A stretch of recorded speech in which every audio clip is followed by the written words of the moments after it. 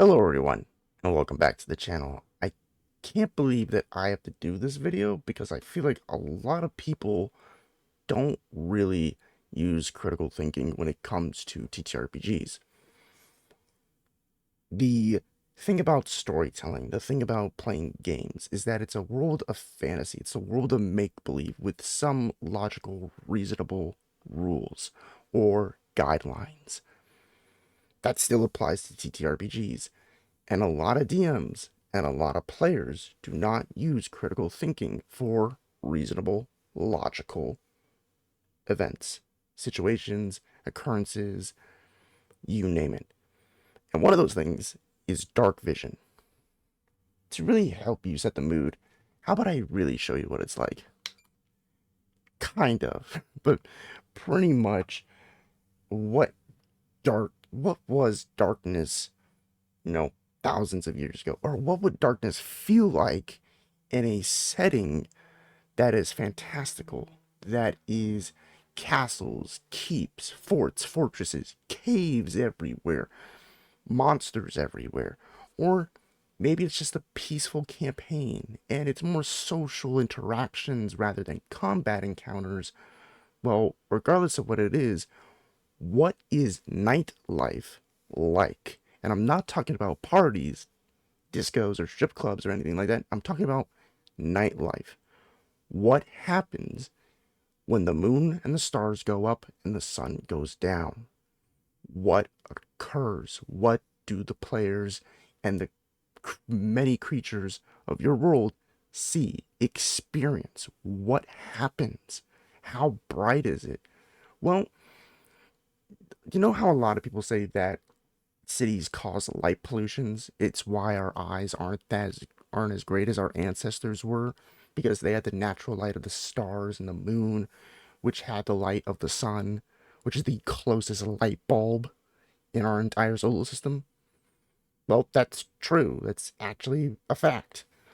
So, and really that can kind of cause a bit of confusion and, misinterpretations of what darkness should actually be like in D&D or in Pathfinder or Dungeon Crawl Classics or in any other TTRPG.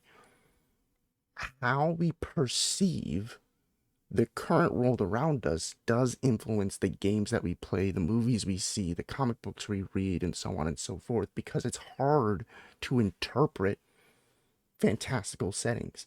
Imagination, it's hard. I struggle with it. So many people struggle with it.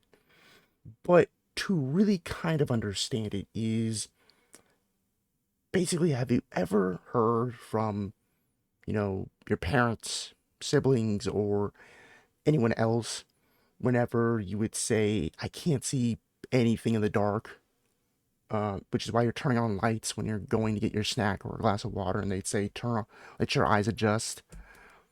Well, yeah, because humans and other creatures, even creatures that, might have poor eyesight, they do have some adaptable instincts to the dark. They can still sense things, they can still see things, hear things, smell, taste, touch, so many things. We do. A lot of people, when they're playing TTRPGs, they just think, oh, I can't see, that's it, that's the end of the world. That's not entirely true. We do actually use our ears just as much as our eyes. We do also use our nose just as much as our eyes and ears. Same thing with our touch.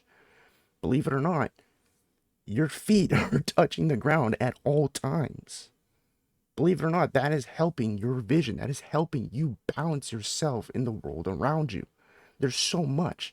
And a lot of you might be thinking, that's way too much rules. You don't need rules. You just need logic. You need a reasonable determination of how things are. You need to logically, critically think about what is going on. And a lot of people just don't do that. And it's really annoying. It's frustrating to see that on TikTok, Instagram, Twitter, everywhere, and hear people talk about in Discord servers that I'm in why they hate Darkvision so much.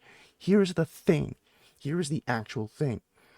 If it pisses you off so much, then, try to find a way to enjoy it. You can't just be like, my solution is them, it's all magical darkness. Well, guess what? Warlocks and certain clerics and paladins can go around that. It's not that hard for them. It's really not. Okay? So, and don't just use a lame excuse as, oh, it's magical darkness, you can't see. Okay? Don't do that, because it's just going to be boring and frustrating for your players, and they're not going to want to play. They're not going to. Create environments in every situation you come across. I'm telling you. I'm not begging you, I am telling you this, because guess what? It'll be a lot more fun, very entertaining, and very immersive for your players and for yourself. So, instead of just thinking, hey, I'm tired of, this person able to see 100 or 300 feet in the dark, I'm just going, to have nonstop light. It's going to be a ever-ending light campaign, which would kind of be pretty cool in and of itself, about a world that just is having trouble because the moon and the stars are gone, and now you have to make that's actually a really cool campaign. Damn, that's actually really nice. But do keep in mind that dark vision only allows you to see detail in slightly obscured ranges of color, and you can't always see the finer details. That's what it says, rules as written in dark vision. For non-magical dark vision, that is what it is. So, really, if a person succeeds a perception check and you're giving them a ton of information, that's on you. Nobody said in the rules that if someone rolls high enough, you have to give them every little thing. No, that's not what it says in the rules. Stop reading it like that. Stop it. Seriously. You're only going to be able to blame yourself. You cannot blame anyone else if you keep doing that shit. So, the next time that a drow is in the party and it's passing perception checks, and they're like, what is this? I see this. I want to see where we are. You can roleplay it as this. You're stumbling along in a cave. You feel the cracks, the tough terrain, jagged rocks poking into your feet, through your shoes. You reach out and you're touching the wall. It is very cold, damp, mossy. You can feel things crawling along the side. Maybe ants, spiders, or any kind of insects. And as you walk deeper into this cave, you see glistening lights. Thousands, hundreds of thousands, maybe countless of dazzling lights. All shades of different colors, all tints of different colors. It's like a beautiful rainbow glistening along the cave walls. And you can hear nothing. Just the whistle, soft breeze that blows from the entrance behind you into the mouth. And down it goes into nothingness. See how good that was? I didn't tell them, oh, you found the fucking treasure chest of, Neolothatep and now you get powers of unknown. No, stop doing that shit. Stop it. You're an actual idiot if you keep doing that crap. Stop it. Stop it. Because they rolled high enough, I told them what they would feel if they were to actually try to roleplay it. Granted, I didn't, roleplay the person, rolling for perception. No.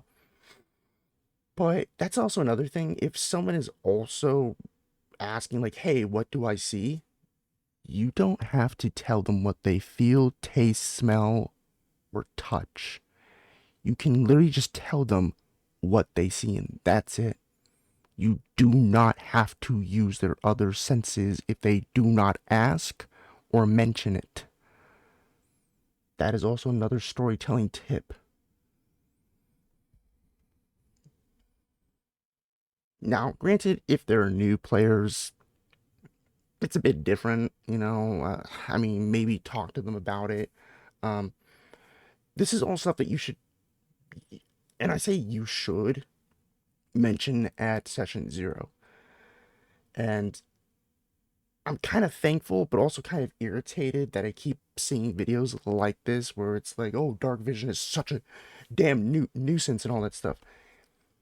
It's because that the group does not know how to deal with it. That is the reason why. And then you come up with some convoluted ways to freaking bypass it that doesn't make any fucking sense whatsoever. Really doesn't.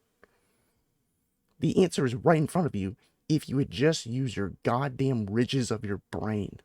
Stop being a smooth brain idiot. Stop it. Use the gray matter. Like, I can't believe people that don't do that shit. But anyways, this video was longer than it needed to be. Thank you so much for watching, and I will see you all in the next video on the channel. Farare Viking, skål, and good night.